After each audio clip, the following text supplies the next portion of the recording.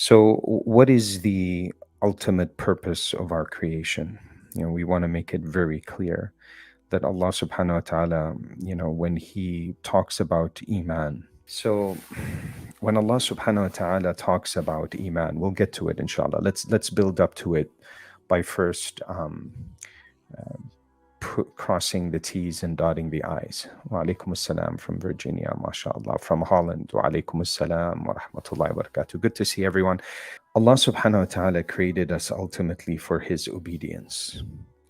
وَمَا أَرْسَلْنَا مِن رَسُولٍ إِلَّا لِيُطَاعَ بِإِذْنِ اللَّهِ. Allah subhanahu wa ta'ala says we didn't send a messenger except so that that messenger may be obeyed by the permission of Allah.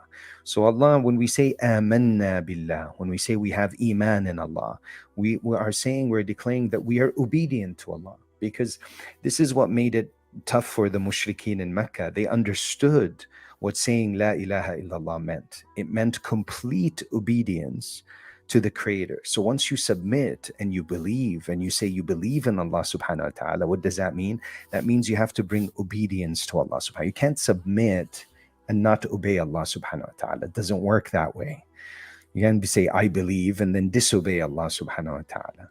Because ultimately it's amanu wa amilu salihat. You believe and you do righteous deeds. So what did Allah subhanahu wa ta'ala, what does He say? He says, فَبَشِّرْ عِبَادِ, give glad tidings to my servants. Who are your servants, Ya Allah?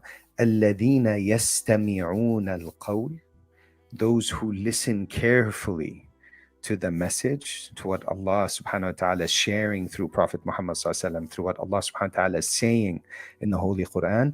يَسْتَمِعُونَ الْقَوْلِ فَيَتَّبِعُونَ أَحْسَنَهُ. And then they فَيَتَّبِعُونَ, they follow what they hear, meaning they obey. وَإِن تُطِيعُوهُ تَهْتَدُوا. If you follow the messenger, if you obey the messenger, you will be guided. Why? Because the messenger is coming, ultimately with the message from the one that sent him, Allah subhanahu wa ta'ala. So let's be clear. When the Sahaba took bay'ah of Rasulullah sallallahu alaihi wasallam, when they took the covenant, when they put, their hands on top of his hand, he said, bay'ana Rasulullah sallallahu alaihi wasallam ala sam'i wa ta'a, that we promised Rasulullah sallallahu alaihi wasallam, we gave him our word that we would listen and we would obey. Fil usri wal yusri, in difficult times and in good times, in both difficult times, but not just in difficult times, but also in good times. This is what is the definition of difficult times? In times of poverty. So when you don't have financial means, or when you have financial means, just because you're poor doesn't mean you disobey Allah. And just because you're rich, it doesn't mean you disobey Allah. In fact, the whole point of obedience is to have istiqamah, is to be steadfast. And this dunya is the world of ahwal. It's the world of test. You're here to be tested. And in a test, you're sent certain circumstances. Allah downloads to the matrix, right, your mind, which you perceive the world with. It's not a coincidence that the world appears to you as sights, sounds, taste, touch, to like texture and smell, and the very means with which you perceive you is hearing and seeing and tasting and touching and smelling. How is it that the world appears that way? Because these were the tools that Allah gave for your test. Allah says, الَّذِي خَلَقَ الْمَوْتَ وَالْحَيَاةَ لِيَبْلُوَكُمْ. Allah says that He created time, He created death, and He created life in order to test you. So this world is the world of test. Every time you think, every time a thought begins, time is born.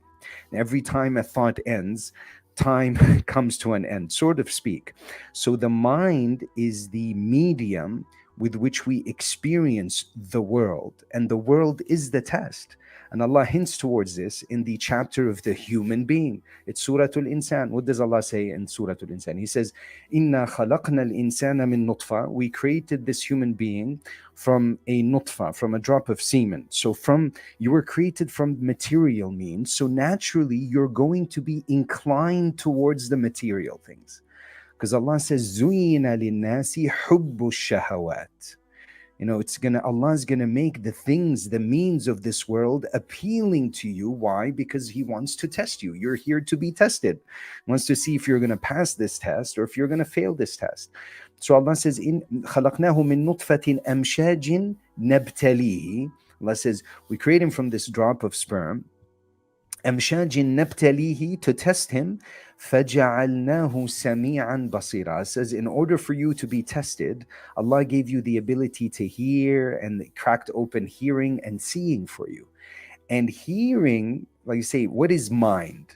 Mind is basically your thoughts, your the thoughts that appear, the sights, the sounds, all of these things. They don't.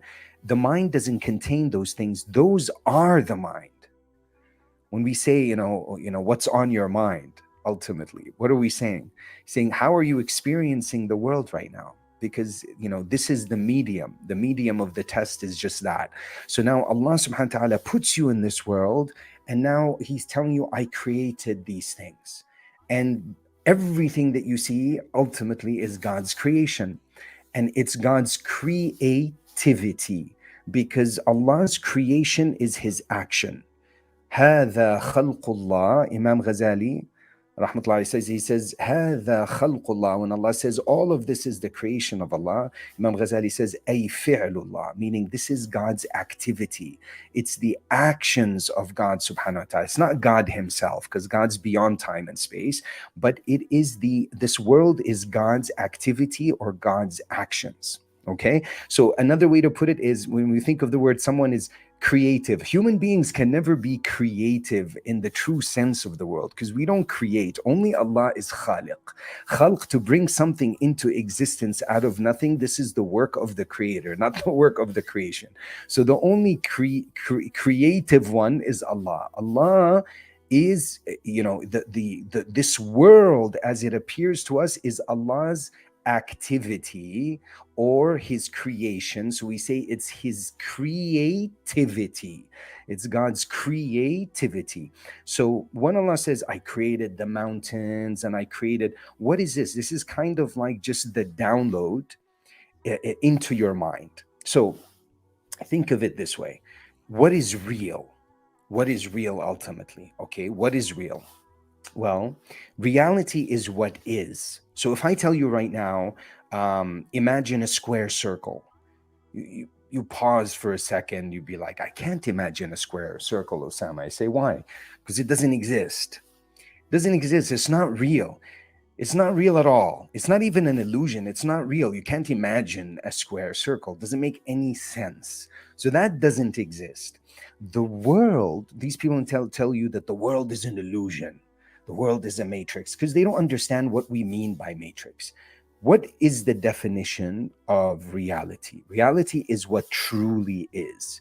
What is an illusion? An illusion is something that is not what it appears to be. It's not that it doesn't exist.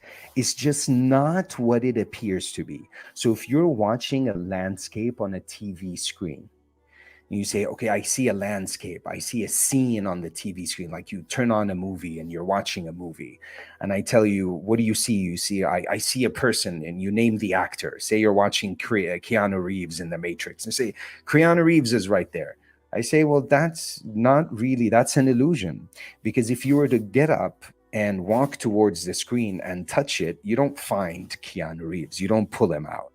So it's not, that image on the screen is not what it appears to be. It's not that it doesn't exist, because existence is from existory, is to stand out from the background, meaning anything that has form exists. So the world exists. It's just not what it appears to be. And that is the test.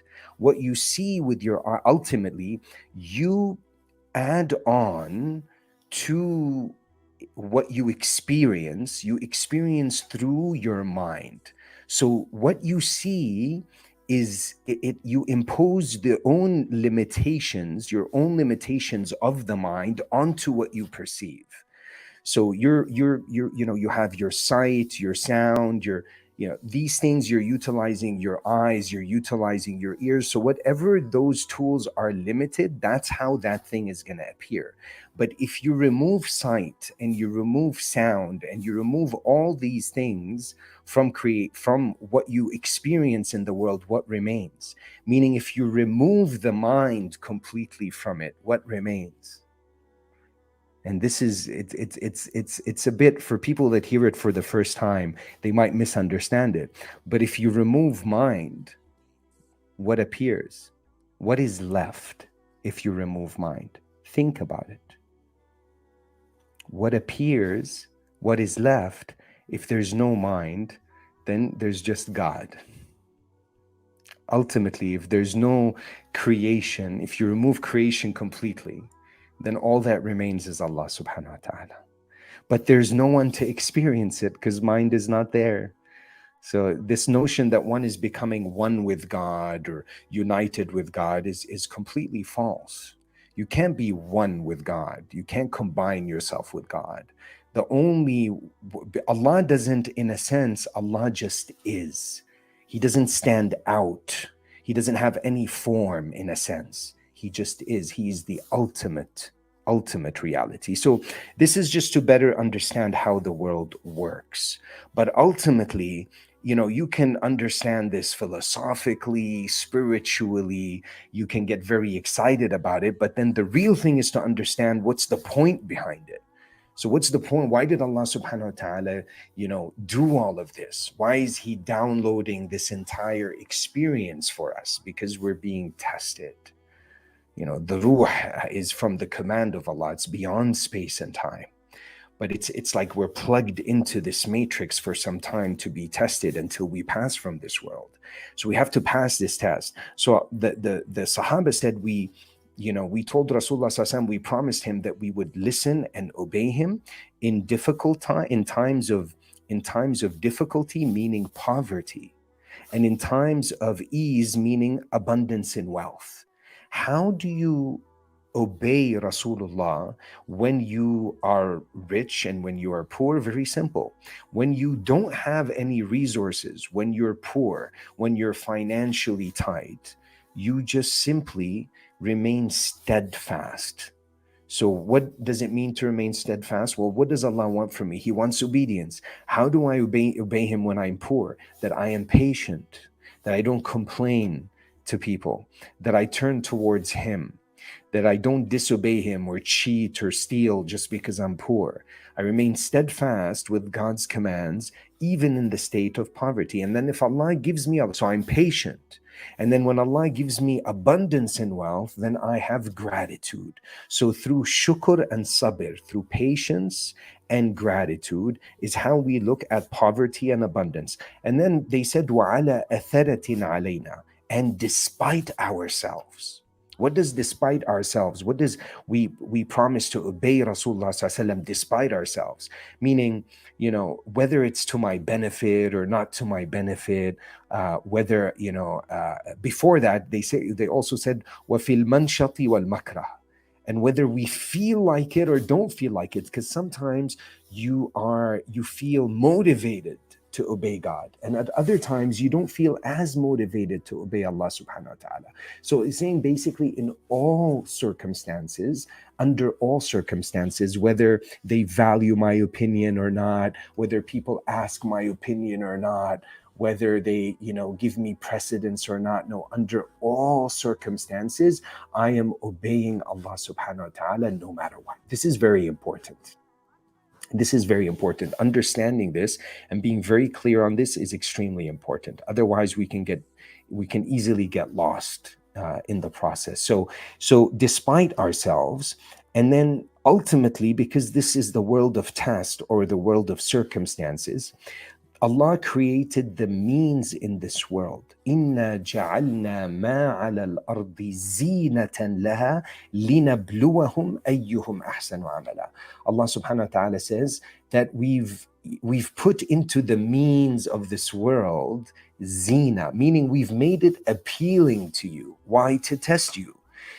What is the test? The test is Allah did not create these means for success. Allah created these means for our test. There's a difference. Allah subhanahu wa ta'ala, He doesn't want, He wants to ultimately, He wants to test us. Ultimately, Allah subhanahu wa ta'ala wants to test us. So He made these means appealing to us to see how we're gonna handle these means or deal with them. Who is going to be drawn to the appeal in these means, to the money and the fame and the wealth, and who is going to return to God's commands in these means? Because the means are not haram. The idea is not to turn your back to this world and, have money or not have money or whatever it is. Yes, that is Surah Al-Kahf. It is the means are there so that Allah subhanahu wa ta'ala put His commands in these means. So a means to complete your deen is to get married. And then Allah placed certain commands with marriage. He said, rifqan, be gentle with qawarir. So the point of marriage is to fulfill God's commands in marriage. And then you have children. And the point of children is to fear Allah in them and to fulfill God's commands with the children. Allah says in the Quran, قُوا أَنفُسَكُمْ وَأَهْلِيكُمْ نَارًا. He says the first thing when it comes to yourself and your family is to save them from Jahannam. This is their right upon you. So this is God's command. So you don't have children so you can simply just have children or to support you at an older age or whatever it may be. No, Rasulullah SAW told us to have many children, but ultimately the purpose, children are a test from Allah. إِنَّمَا أَمْوَالُكُمْ وَأَوْلَادُكُمْ fitna. They're also part of the test. How do you pass the test? You figure out what Allah's commands are that are related to children and wives, and then you fulfill those commands, and then you are successful. Because ultimately, what did Rasulullah say? He says, الدُّنْيَا خُلِقَتْ لَكُمْ وَأَنْتُمْ خُلِقْتُمْ لِلْآخِرَةِ. He says, dunya was created for you, but you were created for akhirah. So the dunya is created for us. Allah's وَأَسْبَغَ عَلَيْكُمْ نِعَمَهُ ظَاهِرَةً وَبَاطِنًا. Allah subhanahu wa ta'ala, He gave us so many blessings. So many blessings. But the point of blessings is to what? Is to have gratitude towards them. Meaning what? Meaning to put them in their right place. So if Allah gave you the blessing of eyes, you only use these eyes to worship Allah and to obey Him. And He gave you eyelids for the purpose of you to shut your eyes when you're not supposed to see certain things, and to walk away when you're not supposed to hear certain things. This is how you thank Allah for your blessings. When Allah gives you money, you don't spend it on haram. You're not extravagant with your money. So where do we learn all this? We learn it from that verse in the Quran, Kulu washrabu wa la tusrifu. Allah tells us that, look here, He says, eat and drink. And, water and food are means of this life. Water and food are asbab. So Allah subhanahu wa ta'ala wants to teach us how to deal with the means. So the first thing He's telling you is don't walk away from the means. Utilize them. I created them for you.